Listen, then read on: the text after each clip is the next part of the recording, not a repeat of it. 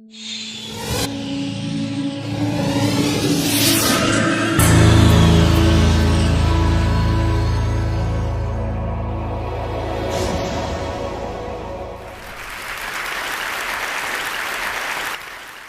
I'd like to start by focusing on the world's most dangerous animal. Now, when you talk about dangerous animals, most people might think of lions or tigers or sharks. But of course, the most dangerous animal is the mosquito. The mosquito has killed more humans than any other creature in human history. In fact, probably adding them all together, the mosquito has killed more humans. And the mosquito has killed more humans than wars and plague. And you would think, would you not, that with all our science, with all our advances in society, with better towns, better civilization, better sanitation, wealth, that we would get better at controlling mosquitoes and hence reduce this disease. And that's not really the case. If it was the case, we wouldn't have between 200 and 300 million cases of malaria every year. And we wouldn't have 1.5 million deaths from malaria. And we wouldn't have a disease that was relatively unknown 50 years ago, now suddenly turned into the largest mosquito-borne virus and threat that we have, and that's called dengue fever. So 50 years ago, pretty much no one had heard of it, no one certainly in the sort of European environment. But dengue fever now, according to the World Health Organization, infects between 50 and 100 million people every year, so that's equivalent to the whole of the population of the UK being infected every year. Other estimates put that number at roughly double that number of infections. And dengue fever has grown in speed quite phenomenally. In the last 50 years, the incidence of dengue has grown 30-fold. Now, let me tell you a little bit about what dengue fever is for those who don't know. Now, let's assume you go on holiday. Let's assume you go to the Caribbean, or you might go to Mexico, you might go to Latin America, Asia, Africa, anywhere in Saudi Arabia, you might go to India, Far East. It doesn't really matter. It's the same mosquito and it's the same disease. You're at risk. And let's assume you're bitten by a mosquito that's carrying that virus. Well, you could develop flu-like symptoms. They could be quite mild. You could develop nausea, headache. Your muscles could feel like they're contracting. And you could actually feel like your bones are breaking. And that's the nickname given to this disease. It's called break bone fever, because that's how you can feel. Now, the odd thing is that once you've been bitten by this mosquito and you've had this disease, your body develops antibodies. So if you're bitten again with that strain, it doesn't affect you. But it's not one virus, it's 4. And the same protection that gives you the antibodies and protects you from the same virus that you had before actually makes you much more susceptible to the other 3. So the next time you get dengue fever, if it's a different strain, you are more susceptible, you're likely to get worse symptoms, and you're more likely to get the more severe forms, hemorrhagic fever or shock syndrome. So you don't want dengue once, and you certainly don't want it again. So why is it spreading so fast? And the answer is this thing. This is Aedes aegypti. Now, this is a mosquito that came, like its name suggests, out of North Africa. And it's spread around the world.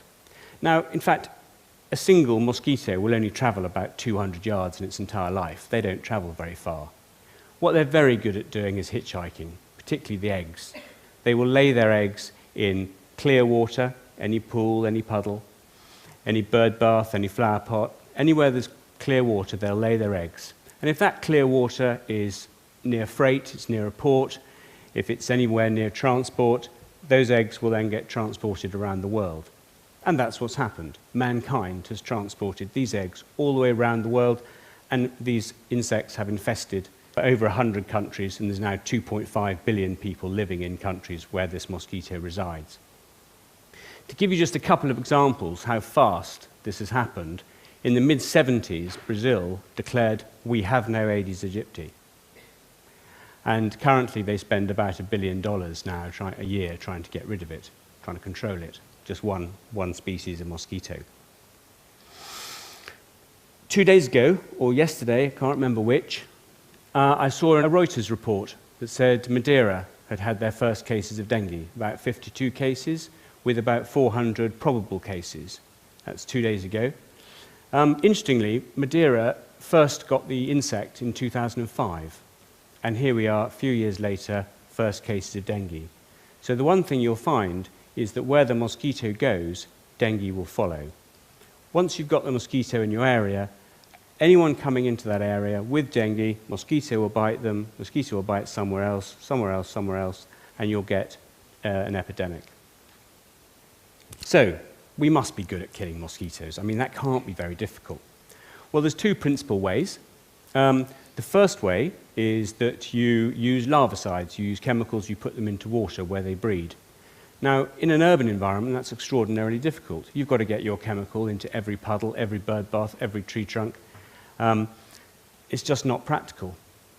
The second way you can do it is actually trying to kill the insects as they fly around. This is a picture of fogging.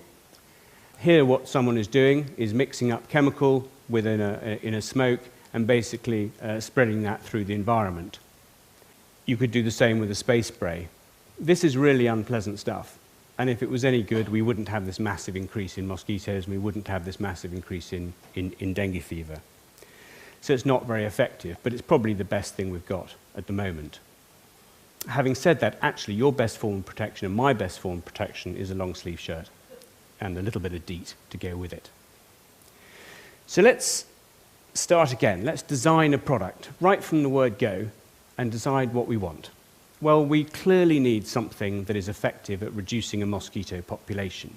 There's no point just killing the odd mosquito here and there. We want something that gets that population right the way down so it can't get the disease transmission. Clearly, the product you've got has got to be safe to humans. We are going to use it in and around humans. It has to be safe. We don't want to have a lasting impact on the environment. We don't want to do anything that you can't undo.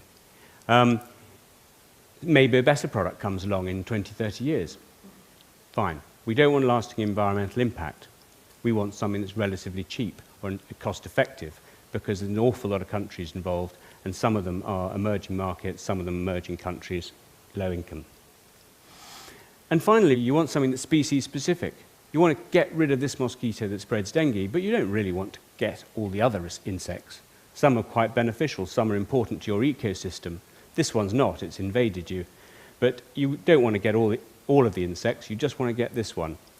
And most of the time you'll find this insect lives in and around your home. So this, whatever we do, has got to get to that insect. It's got to get into people's houses, into the bedrooms, into the kitchens. Now there are two features of mosquito biology that really help us in this project. And that is, firstly, males don't bite. It's only the female mosquito that will actually bite you. The male can't bite you, won't bite you, doesn't have the mouth parts to bite you. It's just the female. And the second is a phenomenon that males are very, very good at finding females. If there's a male mosquito that you release and if there's a female around, that male will find the female. So basically, we've used those two factors. So here's the typical situation.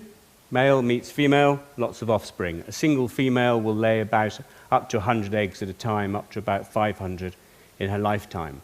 Now, if that male is carrying a gene which causes the death of the offspring, then the offspring don't survive. And instead of having 500 mosquitoes running around, you have none. And if you can put more, I'll call them sterile, the offspring will actually die at different stages, but I'll call them sterile for now. If you put more sterile males out into the environment, then the females are more likely to find a sterile male than a fertile one, and you will bring that population down. So the males will go out, they'll look for females, they'll mate. If they mate successfully, then no offspring. If they don't find a female, then they'll die anyway. They only will live a few days. And that's exactly where we are. So this is technology that was developed in Oxford University a few years ago. The company itself, Oxitec, we've been working for the last 10 years, very much on a sort of similar development pathway that you'd get with a pharmaceutical company.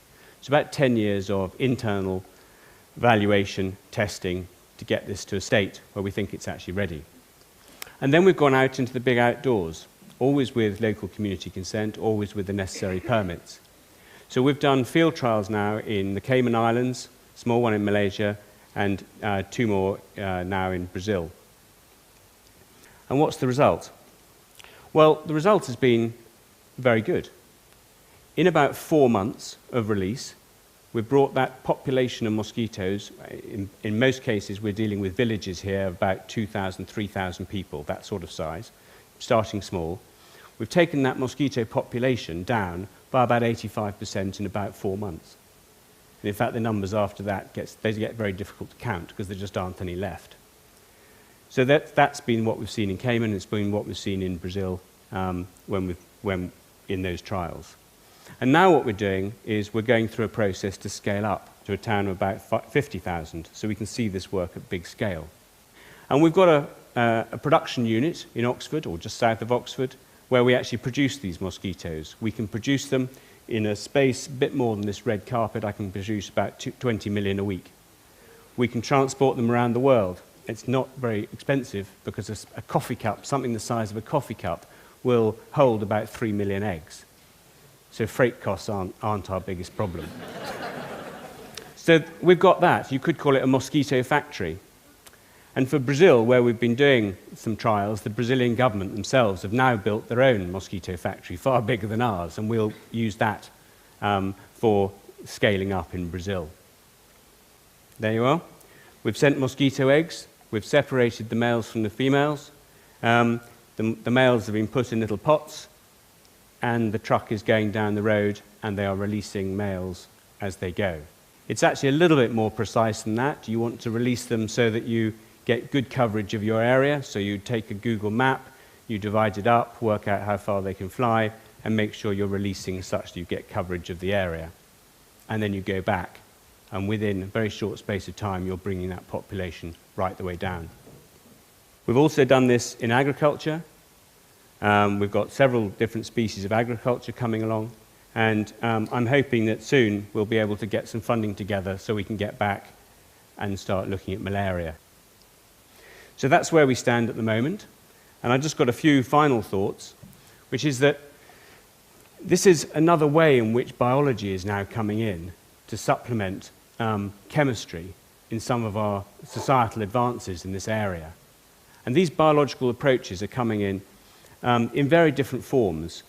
And when you think about genetic engineering, we've now got enzymes for industrial processing, enzymes, genetically engineered enzymes in food, we have GM crops, we have pharmaceuticals, we have new vaccines, all using roughly the same technology, but with very different outcomes.